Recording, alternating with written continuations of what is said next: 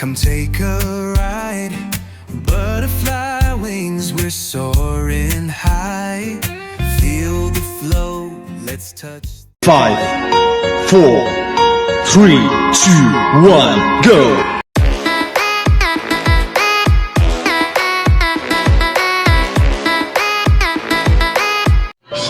Hello everyone! Good morning!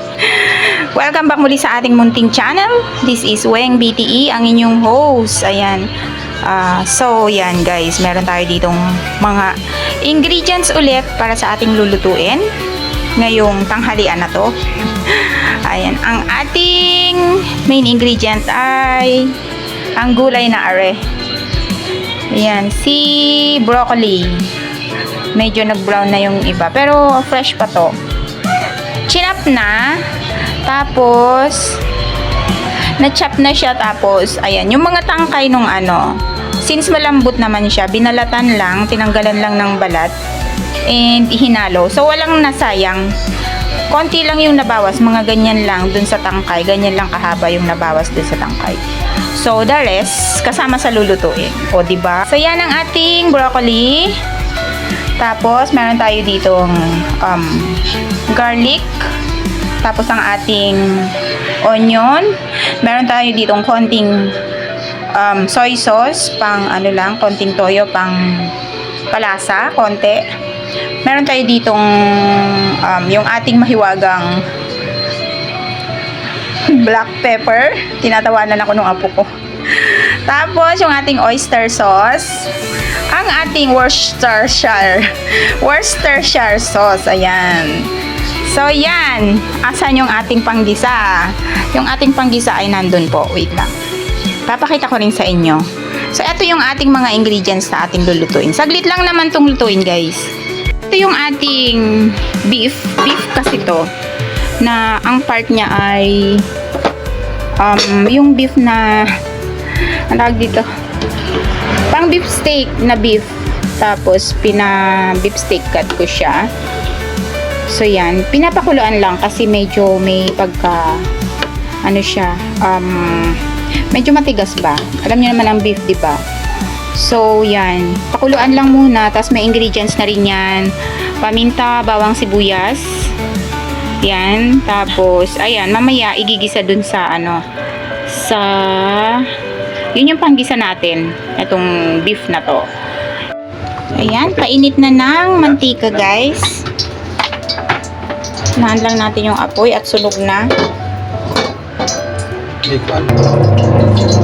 Ayan, sibuyas at saka bawang, igigisa na.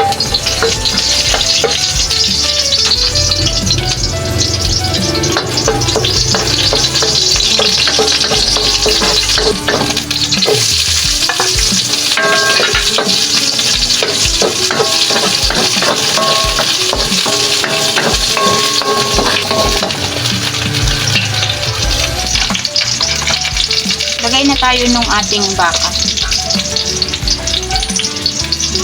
Okay.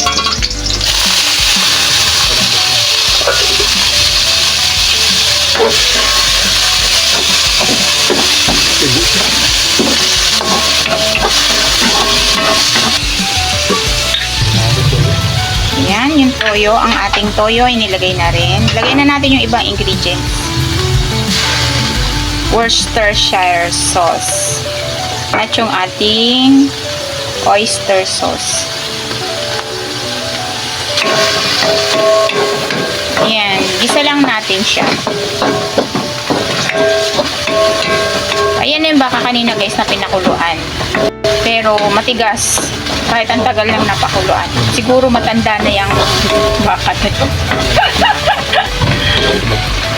Lagyan natin konting sabaw.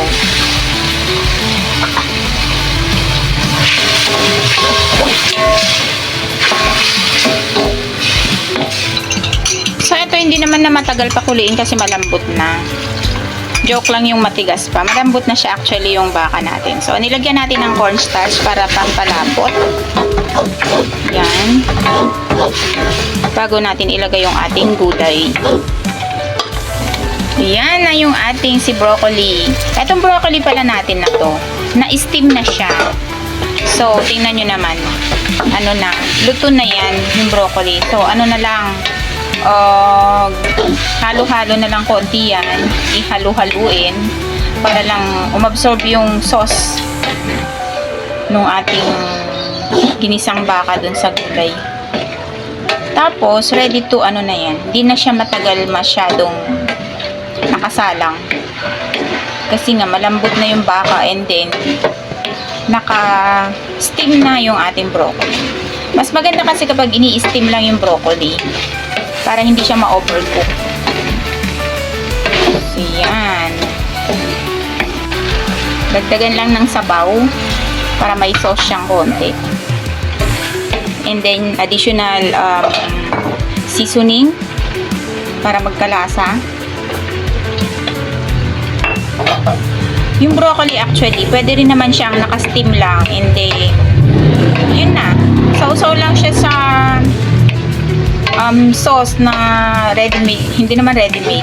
Gawa ka lang ng sauce mo. Pwedeng toyo, tapos may ihahalo ang iba.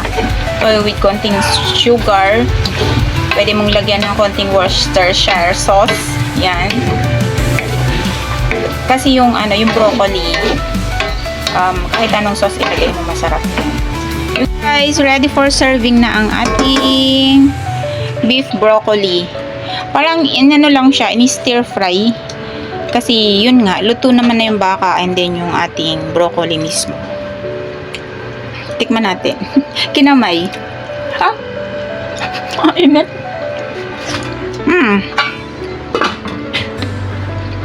Crispy pa yung broccoli natin. Yan. Yun ang ating ulam sa tanghalian na to. Yan, ang ating simpleng beef broccoli. Simple lang, hindi masyadong ginalingan ang pagluluto. Thank you so much sa inyong support, sa usual support niyo sa aking mga videos, sa mga videos ni Weng BTE. Maraming salamat sa inyong lahat. Kung bago ka pa lang pong nanonood sa aking mga videos at nagustuhan mo po ang video ko na to, please do consider to subscribe and click the notification bell all para ma-notify ka po in case na may bago po tayong video na i-upload. Maraming salamat din po sa aking mga friendship, sa YT, sa Facebook, sa Messenger, sa social media. Thank you so much sa inyong support kay Weng BTE. Ayan, hanggang dito na lang tayo. Maraming salamat everyone. Weng BTE saying bye-bye for now. See you again on my next video. God bless everyone. Keep safe. I love you all. Thank you so much. Mwah mwah. Chup chup. Love you. Bye-bye.